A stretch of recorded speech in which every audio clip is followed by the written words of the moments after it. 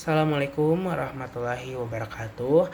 Perkenalkan, nama saya Muhammad Abdul Majid Al-Mualla dari kelas 4B dengan NPM 0311230036. Hari ini saya akan mempresentasikan tugas dari salah satu mata kuliah yaitu Curriculum and Material Development. Langsung saja. Definisi kurikulum.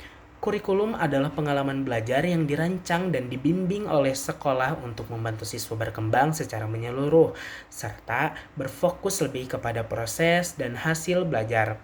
Ada pula menurut Ralph Tyler, kurikulum adalah semua pengalaman belajar yang dirancang dan diarahkan oleh sekolah untuk mencapai tujuan pendidikan. Selanjutnya ada prinsip kurikulum. Yang pertama adalah prinsip relevansi. Kurikulum harus memiliki keterkaitan langsung dengan kebutuhan peserta didik, masyarakat, dunia kerja, dan perkembangan zaman. Sebagai contoh, di era digital, kurikulum sebaiknya mengintegrasikan literasi teknologi dan kecakapan digital agar siswa siap menghadapi dunia kerja modern. Selanjutnya ada prinsip fleksibilitas. Kurikulum harus bersifat adaptif, artinya bisa disesuaikan dengan kondisi daerah, sekolah, dan peserta didik. Tidak boleh kaku atau seragam untuk semua.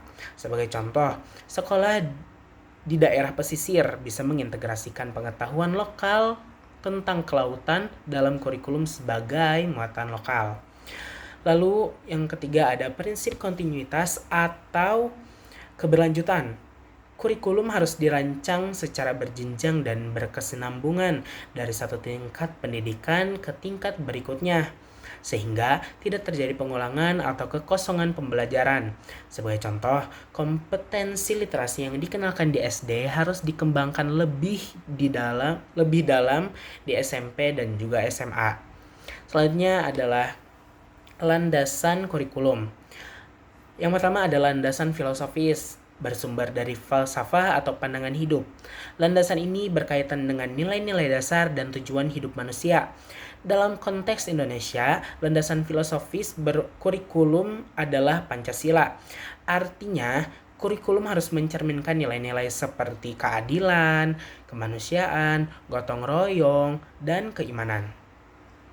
Lalu ada landasan psikologis, bersumber dari ilmu psikologi. Landasan ini berhubungan dengan cara anak belajar dan berkembang. Kurikulum disusun agar sesuai dengan usia, kemampuan, dan minat peserta didik.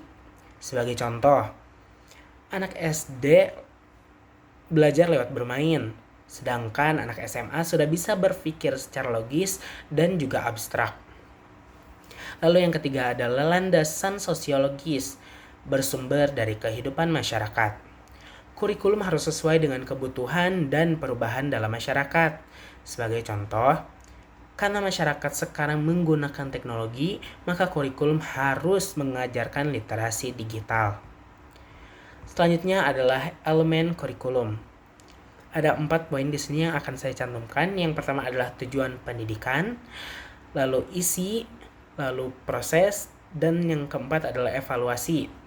Yang pertama adalah tujuan.